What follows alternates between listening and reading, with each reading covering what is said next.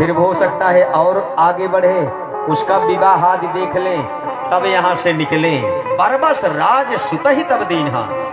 जबरदस्ती जब उत्तरार्ध लगता है तो जो श्रेष्ठ लोग होते हैं सब कुछ छोड़ करके जबरदस्ती, भैया अभी खेती बाड़ी आप संभालो, अब हम भगवान का स्मरण करेंगे, भगवान का भजन करेंगे, चौथापन संभालेंगे। चले गए तपस्या करने के लिए, कोई ममता नहीं, न पुत्र से न पत्नी से। माता देवहूति ने साक्षात भगवान नारायण ही उनके गर्भ से आए थे, पालन पोषण किया। एक दिन कपिल भगवान के सामने माता देवहूति ने कहा, बेटा हो तो आप मेरे बेटा, लेकिन आप भगवान हो। पति देवता तो हमारे तपस्या के लिए चले गए और मैं सांसारिक सुखों को प्राप्त करने में अपना जीवन गंवा दिया हमने। और सांसारिक सुख ऐसा है कि इससे मन भरता नहीं, और देख ले और रह ले, ऐसा है, मन नहीं भरा, मेरा जीवन व्यर्थ हो जाएगा। बेटा आप मुझको ये बताओ कि मैं अपना जीवन कैसे सुधारूं और इस शरीर की दुर्गति नहीं हो, ये परमपिता परमेश्वर को प्राप्त करें, आपको प्राप्त करें। तब कपिल भगवान बोले, मां यदि आप ये सब सीखना ही चाहती हो तो अब सुनो, क्या पूछना चाहती हो। देवहूति, अब देखें मां और बेटे का संवाद है, और दूसरे अर्थ में कहें तो भक्त और भगवान का संवाद है।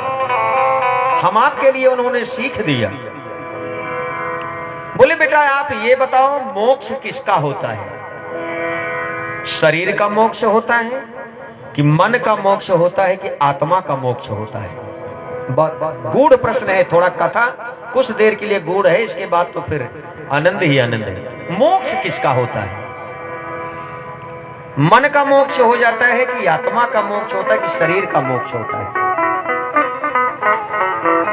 कपिल भगवान ने कहा, मां सबसे पहले तो आप ये समझ लो, शरीर के बारे में तो विचार ही मत करो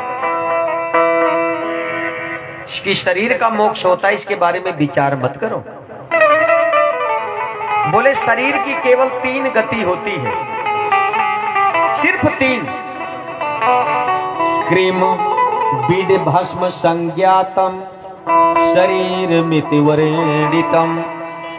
जिस शरीर को हम आप इतना बढ़िया बढ़िया साबुन शैम्पू लगा करके रखते हैं, को पाल पोष करके सजो करके रखते हैं, इसकी सिर्फ 3 गति है। व्यास जी ने लिखा क्रीम बीड भस्म। अगर बढ़िया संतान पुत्र आदि हैं तो ले जाएंगे, कहीं जला देंगे तो खाक हो जाएगी, राख बन जाएगी, ये पहली गति है। और दूसरी गति क्या है?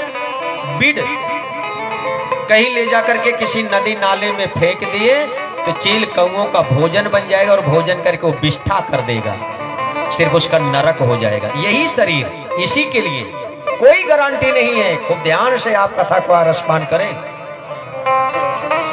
चील कौओं का भोजन बन जाएगा, ये दूसरी गति है।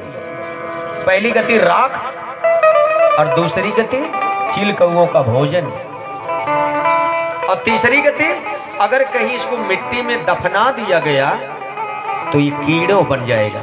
ये मांस जो है उसी में कीड़े पैदा हो जाए, कृमि, तो कीटाणु बन जाएगा। यही शरीर या तो कीड़ा बनेगा, या चील कौओं का विष्ठा बनेगा, और या तो राख बनेगी। इसके अलावा इस शरीर की कोई चौथी गति नहीं होनी, इसको याद रखिएगा। कोई चौथी गति नहीं है। गति होगी कहां? अरे इस संसार के जो सबसे ज्यादा प्रिय जिनको आप मानते हो पत्नी होती है, सच्ची अर्धांगिनी। इसके बाद बेटा होता है, मित्र आदि होते हैं। यही सब हम आप सबके प्रेमी हैं। और ये करते क्या है, इसको भी जरा ध्यान दें। साथी है मित्र यार, ये कब तक है आप देख लीजिएगा। इसे नाता मैं बता रहा हूं आपको। साथी है मित्र यार केवल श्मशान तक। जो बहुत साथी होगा ना वो सिर्फ क्या कर, अरे भैया ऐसे ऐसे हो गया, चलिए चलिए लेके चलिए इनको फटाफट जला देंगे। इसीलिए तो श्मशान ने एक बार व्यक्ति से कहा, मरे हुए व्यक्ति से, मुर्दे से कहा कि मंजिल तो तेरी यही थी, तूने देर कर दी आते आते। बेटा लास्ट तो तेरा हमारे पास ही होना था, मंजिल तो तेरी यही थी, तूने देर कर दी आते आते। अरे इस संसार से तुझे मिला क्या?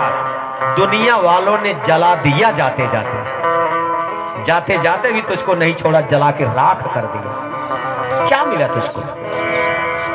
साथी है मित्र यार केवल श्मशान तक, और पत्नी भी हक निभाएगी तो केवल गृह द्वार तक, वो केवल चौखट तक रहेगी, चौखट के आगे वो भी आपका साथ नहीं देगी। अब बोले महाराज जी हमारा लड़का है वो बड़ा प्रिय है, बेटा भी हक निभाएगा तो केवल अग्निदान तक। बस बाबूजी अब आप चलिए, हो गया। पत्नी भी हक निभाएगी तो केवल गृह द्वार तक, साथी है मित्र यार केवल श्मशान तक, बेटा भी हक निभाएगा तो केवल अग्निदान तक। बोले अब क्या करेगा?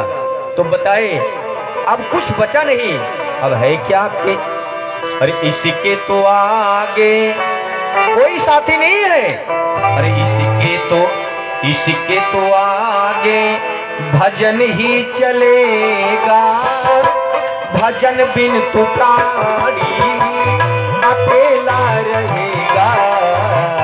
इसके तो आगे भजन